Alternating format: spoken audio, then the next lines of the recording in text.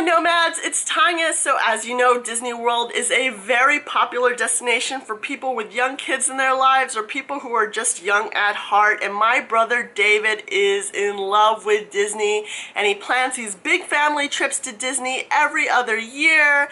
And I would consider him a bit of a Disney expert. Now, as you know, Disney World can be very expensive, and I am personally not the kind of person who likes to spend a lot of money on travel because I want to do as much of it as I possibly can with the money I have.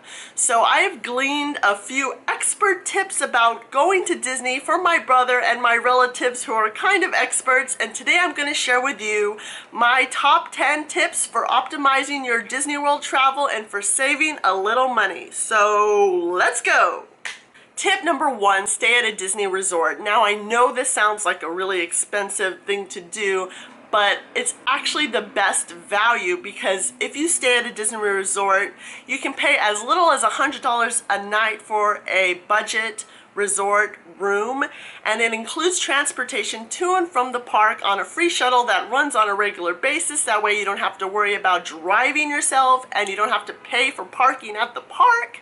It includes transportation to the airport, which means you don't have to rent a car when you're there if you didn't drive in, if you flew in. And it's just a lot more convenient. So trust me, it's going to save you money in the end.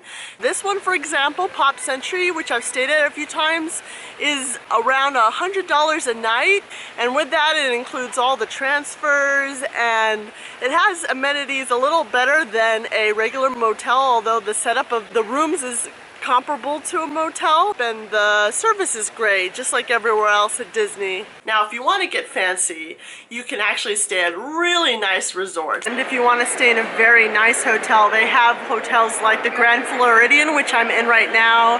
They charge about $500 a night starting for a room, but you end up being in this very lavish resort as a result of it.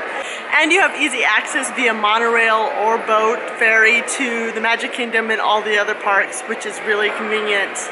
Tip number 2, install the Walt Disney World app on your phone before you go. Now I know another app on your phone is sort of inconvenient, but trust me, this one is worth it. It's free to install, and with this app you can coordinate your resort hotel, check-in, check-out, everything like that. You can sign up for your dining reservations and keep track of them. You sign up for your fast passes here and you can keep track of them. All your plans are laid out day by day, so you can look at the schedule and not worry about what plans you have.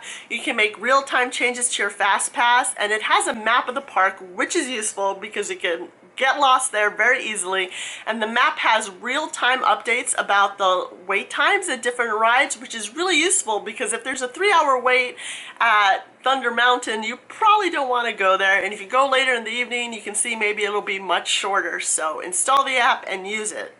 Tip number 3, sign up for digital check-in and check-out at your Disney resort. Now this assumes you're staying at a resort, which you should, but it'll save you a lot of time, which is equivalent to saving a lot of money. I actually spent part of my time staying at the Coronado Resort, which is also a convention center, and I saw huge lines during checkout and check-in time, which would have cost me like an hour if I hadn't signed up for those alerts.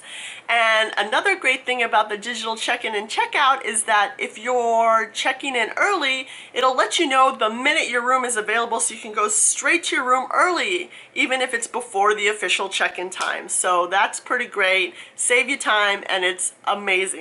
Tip number 4, again, assumes you're staying at the resort, which you should do, but skip the room service at your resort and get a free $10 gift card for every day of room service that you skip out on. Now, in order to get this gift card, you can't just put the no service sign on the door. You actually have to go to the front desk and announce to them that you're skipping out on room service and that you want to get the $10 gift card, and it'll be emailed to you through the account you use to set up the reservation. If you need any toilet paper or amenities, you can just ask for it either at the front desk, or you can ask a maid service cart if you see it around. So it's not like you're losing out on anything you would have had other than them making your bed every day, which you won't even be in your room if you're doing everything at the parks. So it's definitely worth it.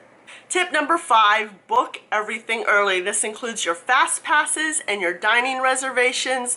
These popular rides and popular restaurants, they fill up quick, and you do not want to miss out on the coolest rides at Disney. The fast passes can be booked up to 60 days in advance of the first day of your trip. I recommend doing that. That way you can get those really popular rides. And your dining reservations can be made up to 180 days in advance of your travel. So that's a great way if you want to book, for example, the Beast Castle, which gets booked up quick and is hard to make a reservation at. Tip number 6, don't spend money on water at the park. Florida can be very hot, and you can actually ask for a free cup of ice water at any of the dining locations at Disney or the quick service stations. And this water is going to be ice cold and filtered through their soda machine filtration system, which is an extra bonus. So if you bring a reusable bottle, you can ask for a cup of water and just refill that.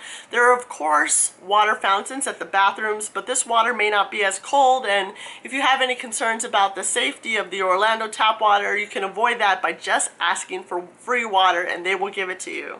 Tip number 7, pack a small umbrella. The last time I went to Disney, it rained almost every single day, and a lot of people don't realize it's gonna rain and they end up buying really expensive Disney ponchos when they get to the park, and these ponchos are really hard to fold down and pack once you unfolded them. A small umbrella will be easy to carry and it'll protect you when you have to deal with rain. It's also really convenient to have an umbrella when you're standing in the hot sun for a ride or something, because it doubles as a parasol, so you can shade yourself and not worry about getting sunburned or getting excessively hot in that hot Florida sun.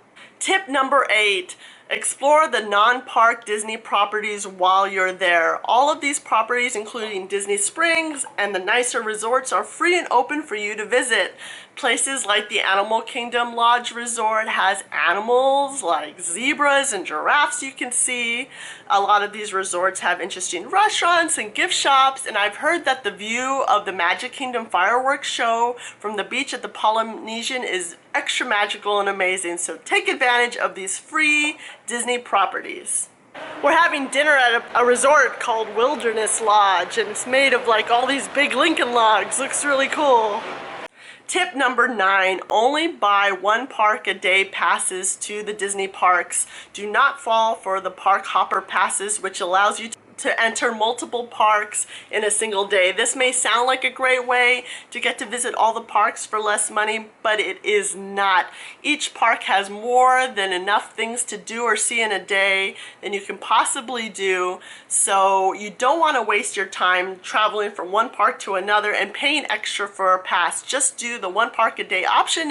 If this means going to less parks, just pick the parks you're most interested in seeing. Trust me, it'll optimize your time way more than doing the park hopper pass.